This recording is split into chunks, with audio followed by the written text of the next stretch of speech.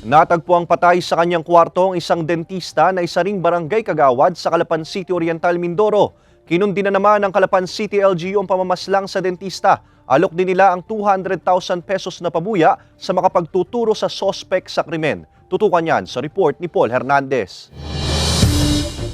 Nakadapa at duguan ang lalaking ito ng respondihan ng mga otoridad sa Barangay San Vicente Central, Calapan City Oriental, Mindoro. Ayon sa pulisya, bandang alas 8:30 ng umaga nitong linggo, natagpuan ng 63 anyos na biktima na tadtad ng saksak sa iba't ibang bahagi ng katawan na dahilan ng agaran niyang pagkamatay. Ang biktima na mas kilala bilang Doc Ting Bolor ay isang dentista at kagawad ng barangay. Madaling araw, ganon, yung nangyari. Siguro po ay as to the fresh ng dugo. Pero para po mas sigurado, edi siyempre po yung ating soko po ang magdidetermine. Ayon sa pulisya, pagnanakaw ang tinitingnang inisyal na motibo sa krimen. Magulo at nagkalat kasi ang mga gamit sa loob ng kwarto nito. Mas madalas daw po siya doon natutulog, doon po sa may clinic din niya. Kasi din po niya yun eh. Ang alam ko yun ang rehistrado niya na na residence. Kaya lang, hindi lang naman yun yung kanyang bahay. May CCTV sana na makakatulong sa investigasyon ng kaso, pero ayon sa pulisya, tinangay rin ito ng mga sospek.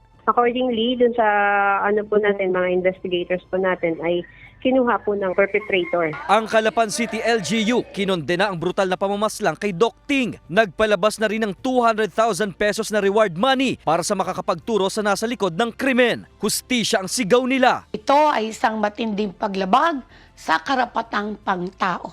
Anumang impormasyon na makakatulong upang madakip ang may sala o kriminal ay pagbigay lamang sa aking tanggapan. Isinasailalim na sa otopsiya ang mga labi ng dentista. Sinisika pa na makuhanan ng pahayag ng GMA Regional TV Balitang Southern Tagalog ang pamilya ng nasawi. Isinasagawa na ng mga otoridad ang follow-up investigation sa kaso at para matukoy ang nasa likod ng krimen. Paul Hernandez, Balitang Southern Tagalog.